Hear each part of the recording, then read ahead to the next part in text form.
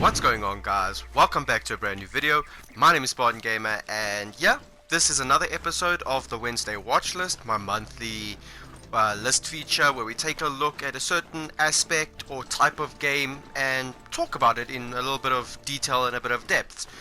And this month's theme is going to be those games that you just keep playing until it's really early in the morning. You know, those one more games, just one more game. You know those games. You know what I'm talking about. So yeah, ladies and gentlemen, this one's gonna be a bit short and a bit more simple and pretty repetitive. You might hear me say the same things over and over. But as you know, these lists aren't in any particular order. I just kind of put it in random. But the first 4-5 entries are gonna be a bit more how do I put it, generic, like broad, and then later on the last 2 or 3 might be quite specific on a type of game and why. So you'll get the gist and what I'm saying about it when we actually in the main list itself. But other than that, ladies and gentlemen, there's nothing more to say in the intro. You'll just have to see based on what I'm saying, and yeah, feel free to add anything if you feel I've missed a type of game or a game in particular. Feel free to let me know in the comments. I'd love to hear if you agree with me or if you have something different to say or a different opinion. Always open to that type of thing. But let's not waste any more time, ladies and gentlemen. Let's get into this list, and I hope that you enjoy it. First on our list, ladies and gentlemen, is fighting games. And there are many, and I mean a lot. There's Tekken, Injustice, Mortal Kombat, Street Fighter, you name it, and they all share the same thing: the rewarding gameplay, the fun fighting, the fact that you can set up your own battles and do whatever the hell you please. And they have a lot more, which we'll get into now in a moment. There's more specific things that I want to talk about, especially with the Injustice and a lot of other fighting games. That is just really amazing, but it is just always so much fun to have your favorite characters go one-on-one against each other. Another reason for my main love of Injustice 2 as compared to the other fighting games out there is this mode, the multiverse. Now it allows you to do a whole bunch of fights to get a whole bunch of these boxes that allow you to get gear to upgrade your characters. And there's a whole bunch, and they come with a lot of different like challenges and difficulties and a whole bunch of different here. Like this one's 3, then you progress, you get the boxes, and it allows you to get these boxes there. As you can see them, I'll point them out now, and that gives you gear. So as you can see here, they're the mother boxes. I have a whole bunch of bronze, silver, and gold. I don't have platinums and diamonds. It's really difficult to get those, but as I said, you hold to decode these, and you get a whole bunch of random loot. Oh baby, let's go. Talk about lucky right off the bat. This is what keeps me going. Look at that.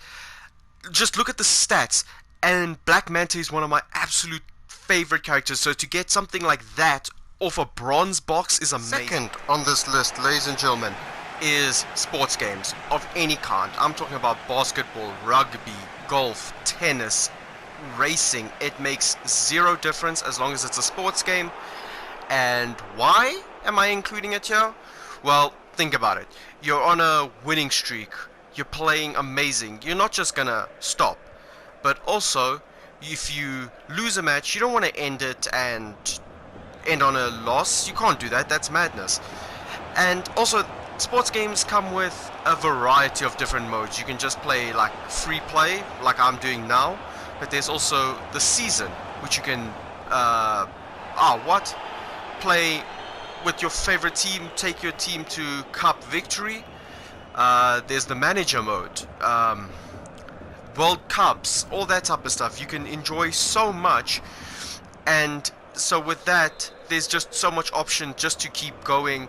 And let's not even get into the multiplayer aspect of it. If you're playing with your friends, then it just becomes even longer. You can go way past the time you should. Another game I want to include in the sports game category is Crash Team Racing.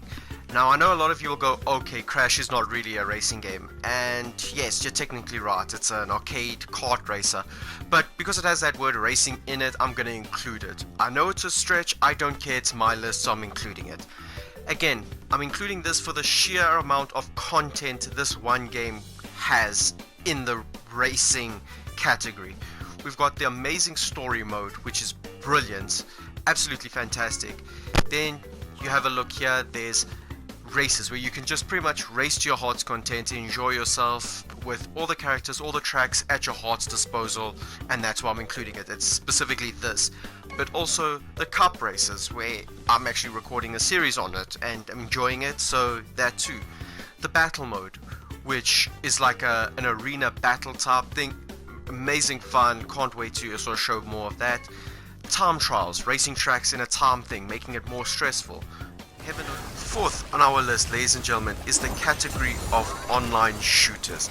Now, it makes zero difference if you want to talk third person or first person. To me, it makes no difference because the gameplay is pretty much the same. It's shoot and win and absolutely decimate your opponents. Now, there are multiple of them. It's probably one of the biggest categories and most popular out there. I mean, think about all the Call of Duties, the Battlefields, there's the Star Wars Battlefront series.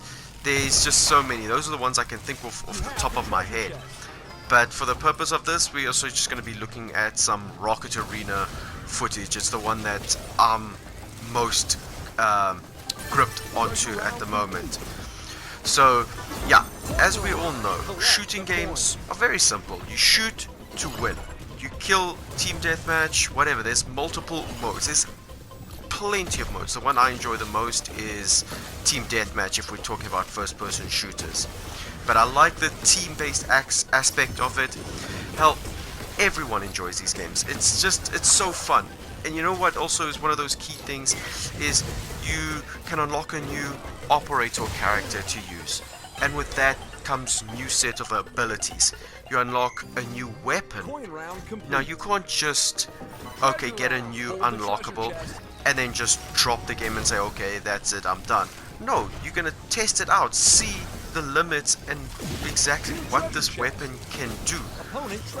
Same with a new operator. If they come with a particular set of abilities, like in the later Call of Duty games, as well as Rocket Arena here, each character comes with a unique set of moves. Each also new way of learning, of playing, and that alone is rewarding enough to try something new and to get really good at it.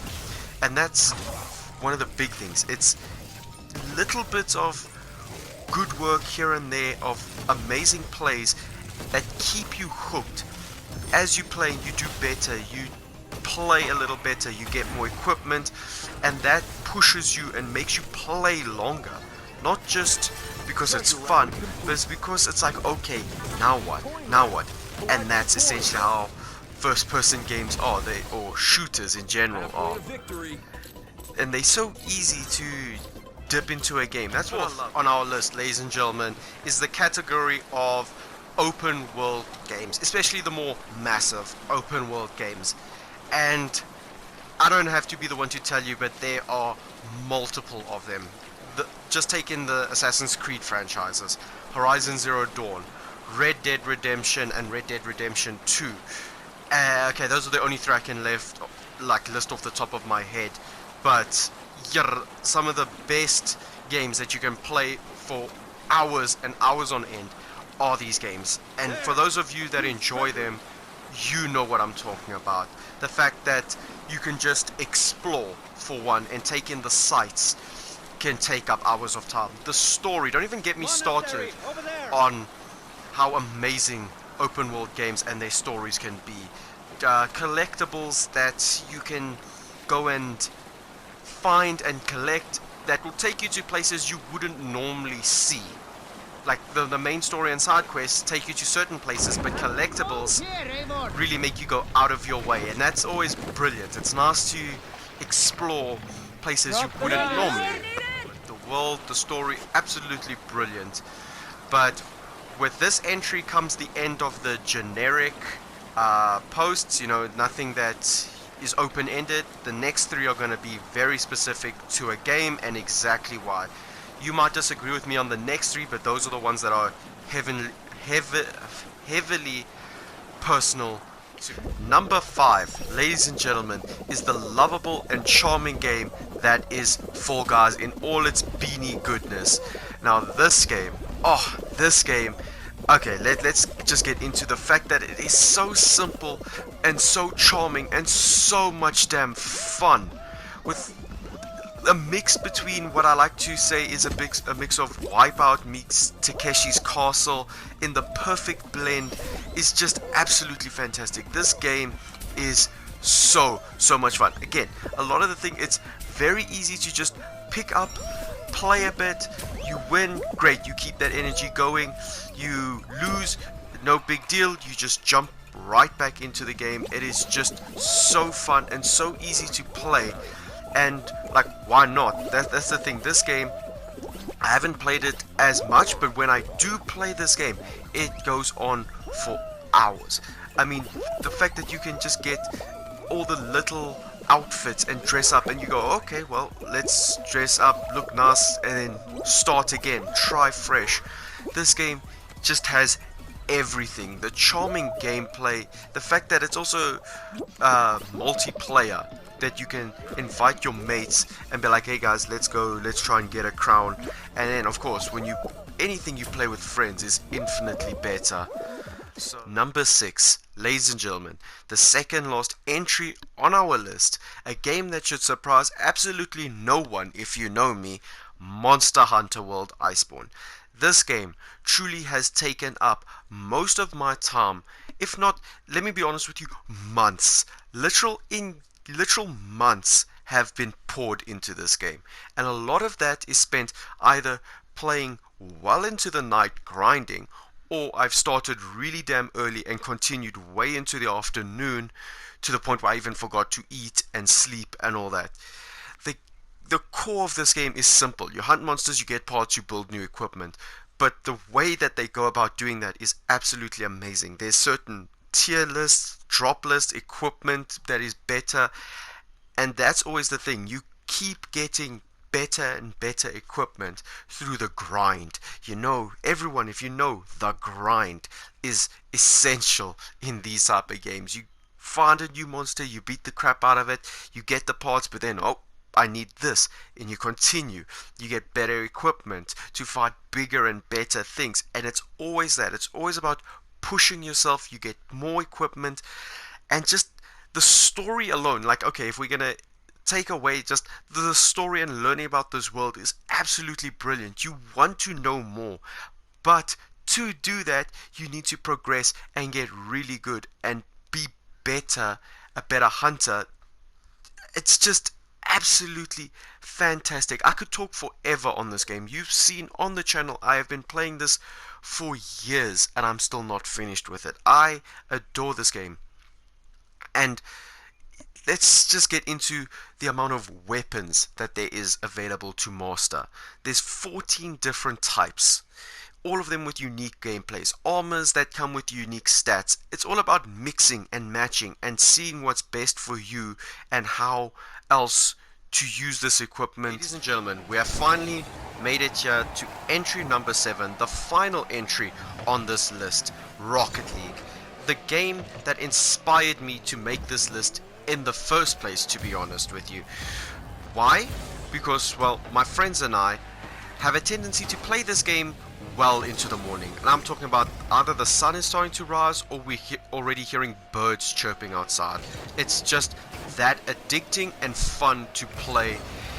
And if any of you have played this game, you know exactly what I'm talking about. I don't need to elaborate further on that case. The game does require a skill, requires patience, but it's ultimately so rewarding when you practice. It's like anything, you practice it, you learn how to do a certain thing, and when you actually know how to do it, it is absolutely the most rewarding feeling ever. When talking about rewards, the game has an amazing tier list full of such great unlockables, such as new cars, new tires, and I'm a sucker for those type of things. Simple thing of play and do better to get the better stuff. It's just so fun, and really, I'm gonna end up repeating myself, but because of how quick the games are, only little 5-minute bites at a time, it makes it easy just to dip into a game, play for a bit if that's what you want, and then dip out.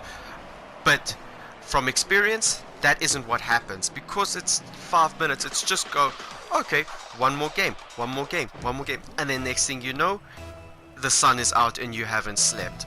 And that's happened to us many times. And can I give you one more solid piece of evidence that this game is ultimately one of the most addicting and most fun games to play for hours.